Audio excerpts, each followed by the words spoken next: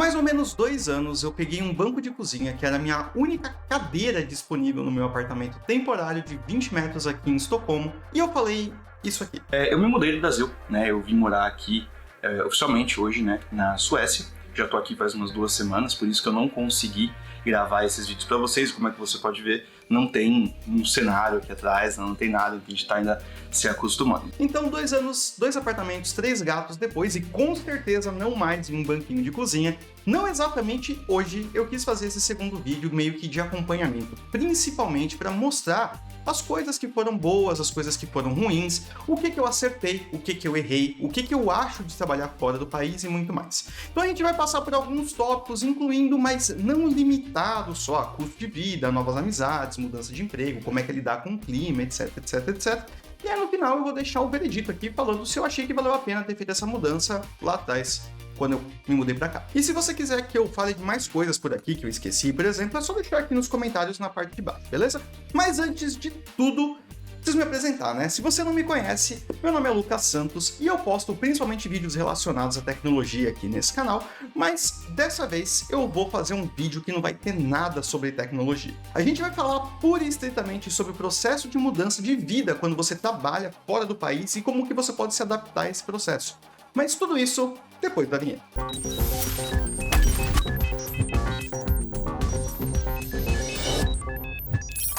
E antes da gente começar, eu queria deixar aquele recado que eu sempre deixo em todos os vídeos, que é para você curtir e compartilhar aqui o vídeo, para ele chegar em mais pessoas e ajudar meu trabalho por aqui também, tá? E também para mostrar para você o que eu ando trabalhando, que é a formação TypeScript. A formação TypeScript é a primeira e a mais completa formação do Brasil, que vai te ensinar TypeScript desde o início, com todo o suporte não só meu, mas também de uma comunidade de mais de 250 alunos e alunas que estão aprendendo comigo a tecnologia que inclusive me trouxe para trabalhar fora do país.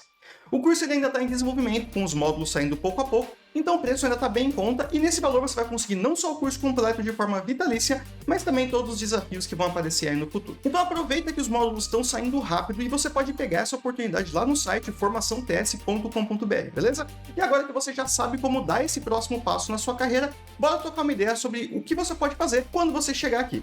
Bom, para começar, bora tocar em alguns pontos do que mudou depois que eu gravei aquele vídeo lá atrás. Que é uma deixa para eu falar sobre o mercado imobiliário daqui e como é que ele funciona. Assim que eu cheguei aqui, como é de costume em vários processos de realocação, a empresa me colocou em um apartamento temporário, que foi exatamente aquele apartamento que você viu no vídeo original, já que você pode ver que o som tá uma droga, a luz tá uma droga, ele era uma bagunça, né? Ele era super pequeno, tinha só um cômodo, então era tudo meio apertado, mas como eu vim sozinho, eu não senti tanto esse problema. Porém, pra mim, é um grande problema ter que fazer tudo em um lugar só. Mas esse apartamento era temporário, eu ia ficar nele só um mês.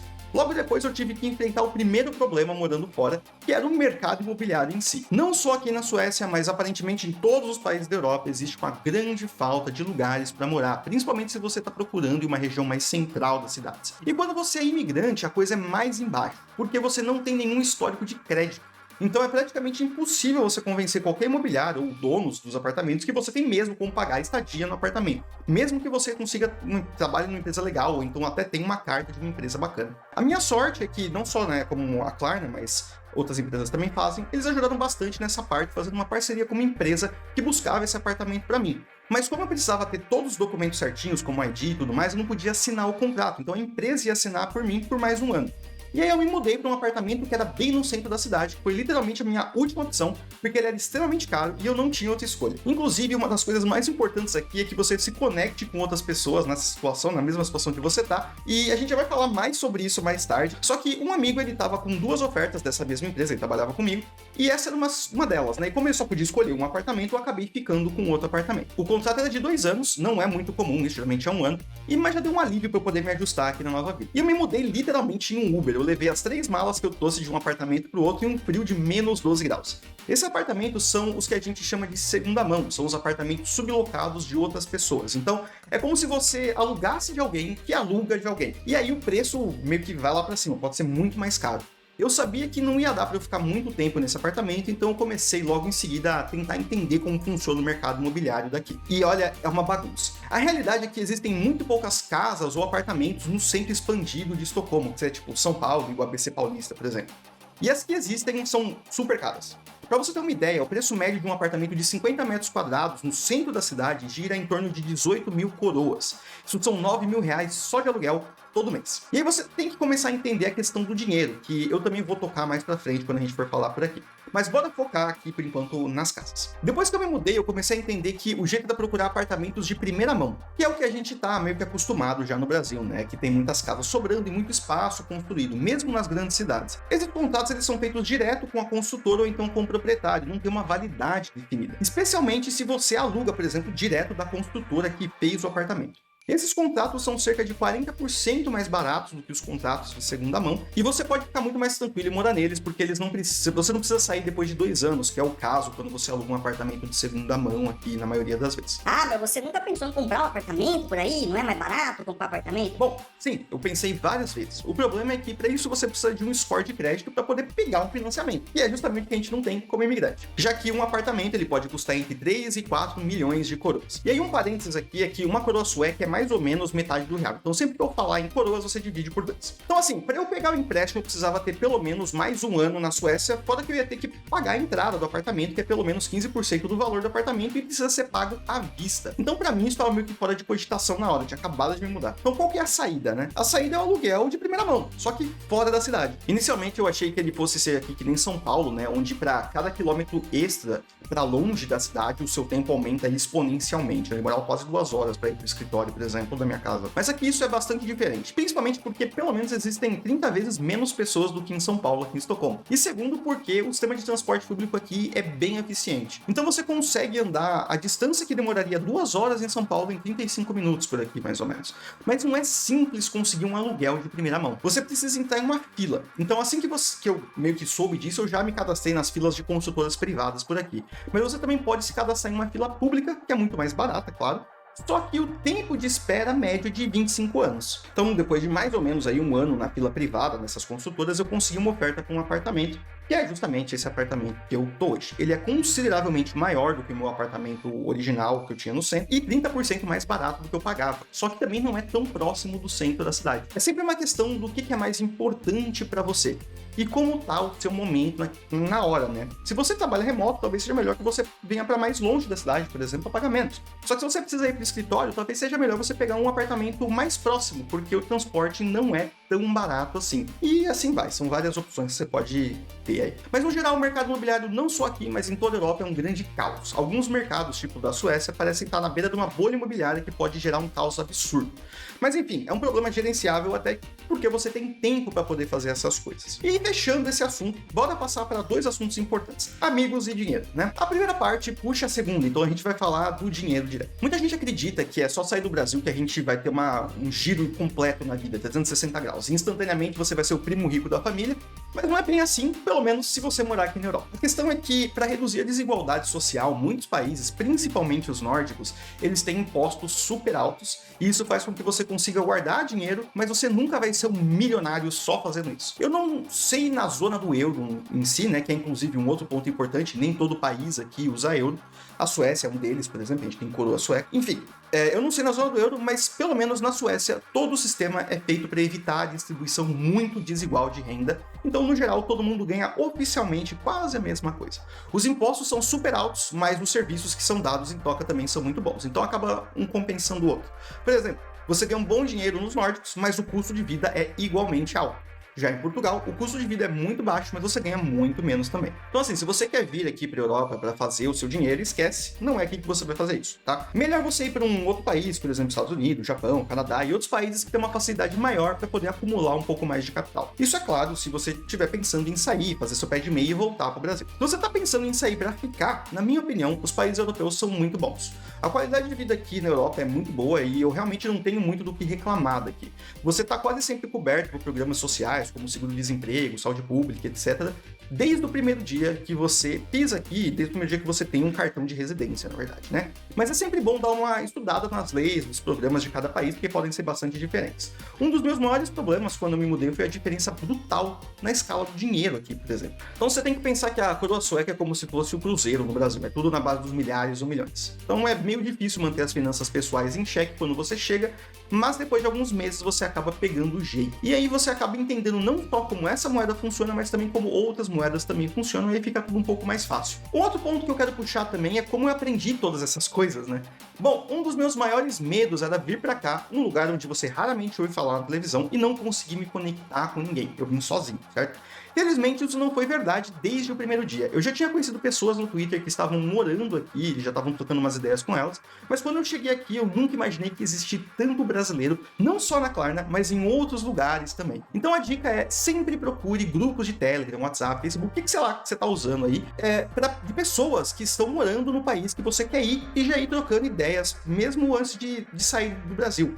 Tá? Mas uma outra opção também é tentar conhecer gente nova no país de destino, especialmente se você trabalha em uma empresa multinacional. Sempre vão existir grupos de encontro que são feitos justamente para grupos de pessoas se encontrarem e se conhecerem. Então, se essa for a sua vibe, vai fundo, mas é bastante importante ter um apoio e ter com que você contar quando você sair do país, especialmente se você sair sozinho, que nem eu. Agora, um outro ponto que eu quero tocar, que é especialmente feito para a Suécia, que é o clima.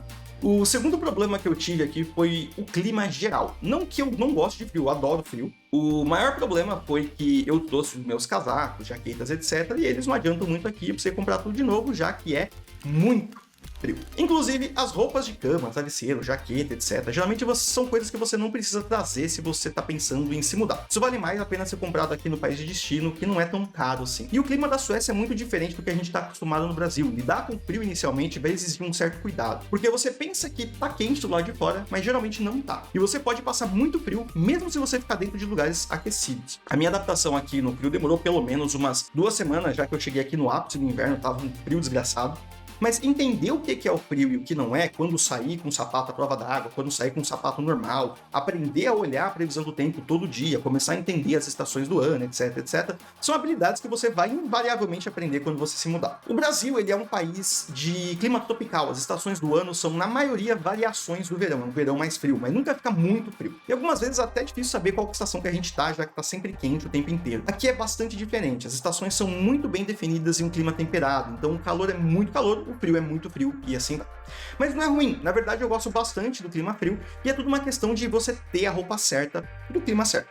E a maioria das vezes a roupa certa você só vai achar aqui, e as roupas de frio aqui são geralmente bem caras, então segura um valor só para poder comprar um casaco bom aqui, porque eles duram bastante tempo, eles são super resistentes, então vale bastante a pena o investimento. E o mesmo vale para sapato, geralmente sapatos de trilha são os melhores, assim, além de ser impermeáveis e antiderrapantes também. Se você não tiver roupas suficientes, isso muito provavelmente vai te deixar doente. E a saúde é outra coisa que eu quero tratar por aqui, que eu acho que é a maior decepção em relação ao Brasil no geral. Aqui a saúde é reativa, ela não é preventiva. Quando a gente tá no Brasil, geralmente a gente consegue ter acesso a médicos e até mesmo alguns especialistas de forma relativamente direta e até que fácil. Eu sei que isso não é igualmente distribuído pelo Brasil, tá? Especialmente quando a gente fala de saúde pública, por mais que a gente tenha o SUS e muitas pessoas ainda têm menos acesso à saúde do que outras. No meu caso, eu sou de São Paulo, por exemplo, um lugar onde você tem uma concentração muito maior de hospitais e médicos do que em qualquer outro lugar do Brasil. Por isso que, geralmente, é mais simples o acesso à saúde, especialmente em grandes cidades.